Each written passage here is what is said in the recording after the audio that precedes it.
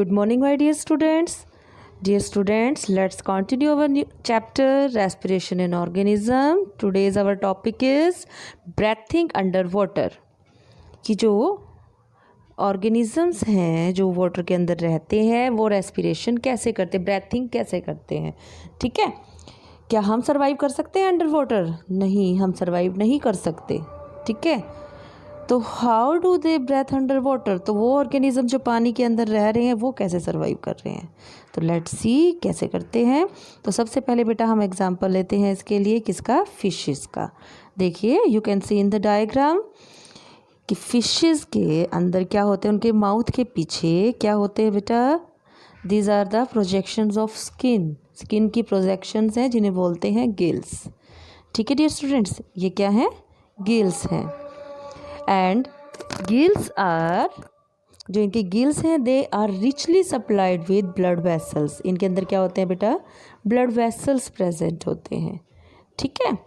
और जो ये ब्लड वेसल्स हैं बेटा, अब इन ये ब्लड वेसल्स ऑक्सीजन कहाँ से लेते हैं और कार्बन डाइऑक्साइड कैसे बाहर निकालते हैं. देखिए फिश ब्रेथिंग के लिए क्या करती है, अपने माउथ से वाटर अंदर लेती है. ठीक है. And this water runs forcefully over the gills. ये पानी किसके ऊपर फ्लो करता है, गिल्स के ऊपर फ्लो करता है. अब गिल्स के अंदर क्या है, ब्लड वेसल्स. ठीक है.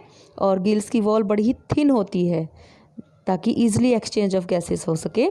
तो जो पानी के अंदर डिजोल्व ऑक्सीजन है बेटा, that goes in the blood vessels. वो कहाँ चली गई, ऑक्सीजन तो चली गई कहाँ, अंदर चली गई. ठीक है. और जो एंड प्रोडक्ट था रेस्पिरेशन का कार्बन डाइऑक्साइड, वो कहाँ आ गई, वो वापस पानी में आ जाती है और फिर पानी के थ्रू बॉडी से बाहर निकाल दी जाती है ये कार्बन डाइऑक्साइड. इस तरह से जो ब्रीथिंग करती हैं कौन, हमारी फिशेस. ठीक है. आई थिंक अब आपको क्लियर हो गया होगा कि माउथ से पानी गया, पानी किसके ऊपर रन किया, गिल्स के ऊपर. तो जो ब्लड वेसल्स थे उन्होंने क्या किया, वाटर के अंदर से डिजोल्व ऑक्सीजन को लिया. ठीक है. वो तो अंदर चली गई बॉडी के, और जो कार्बन डाइऑक्साइड थी वो किस में आ गई, पानी के अंदर. और उस वेस्ट है जो वो पानी के थ्रू बॉडी से बाहर रिमूव कर दिया जाता है. तो बेटा इस तरह से जो हमारी फिशेज हैं दे ब्रेथ. आई थिंक अब आपको क्लियर होगा. अब हम देखते हैं कि how do plants respire. Yes बेटा, हमें पता होना चाहिए अदर ऑर्गेनिजम्स की तरह हमारे जो प्लांट्स हैं वो भी सर्वाइवल के लिए रेस्पिरेशन करते हैं. They also take in oxygen from the air. वो भी एयर से ऑक्सीजन लेते हैं और कार्बन डाइऑक्साइड छोड़ते हैं. ठीक है बेटा. जो प्लांट का हर पार्ट है, each part of the plant independently take oxygen and release carbon dioxide. जैसे लीव्स हैं वो अलग ले रहे हैं, वो ऑक्सीजन ले रहे हैं एयर से. स्टेम है वो भी ऑक्सीजन ले रहे हैं, कार्बन डाइऑक्साइड छोड़ रहे हैं. रूट्स हैं वो भी ऐसा कर रहे हैं. ठीक है. जैसे आपने फर्स्ट चैप्टर अगर आपको याद हो तो हमें याद होगा कि जो लीव्स होती हैं उनके ऊपर बड़े ही टाइनी टाइनी स्पोर्स होते हैं, छोटे छोटे पोर्स होते हैं जिनको बोलते हैं बेटा क्या, स्टोमेटा. तो जो गैसेस हैं वो स्टोमेटा के थ्रू ही प्लांट की बॉडी के अंदर एंटर करती हैं और प्लांट की बॉडी से बाहर जाती हैं. ठीक है. तो ये स्टोमेटा है, ये गैसियस एक्सचेंज में हेल्प करते हैं. ठीक है. कार्बन डाइऑक्साइड और ऑक्सीजन के एक्सचेंज में हेल्प करते हैं.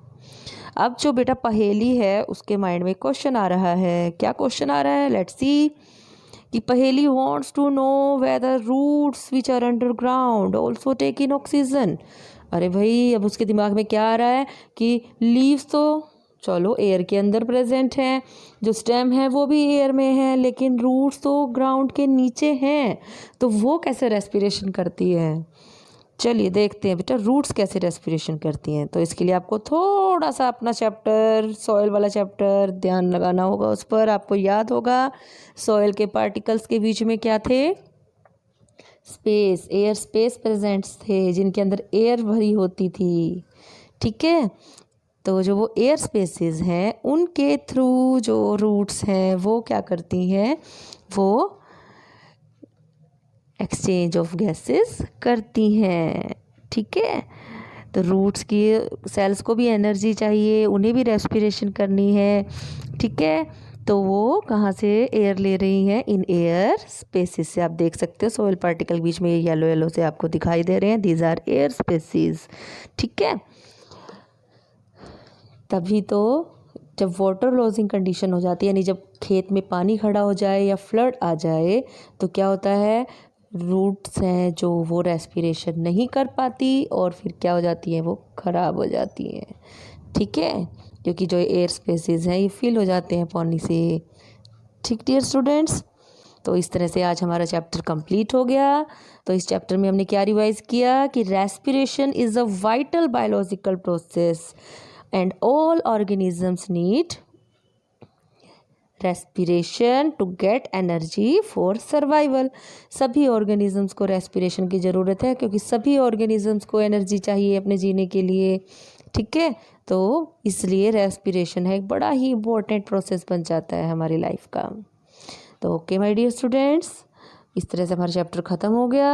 अगर आपको मेरा चैप्टर समझ आया हो तो please please please like, subscribe and share my channel. Thank you my dear students.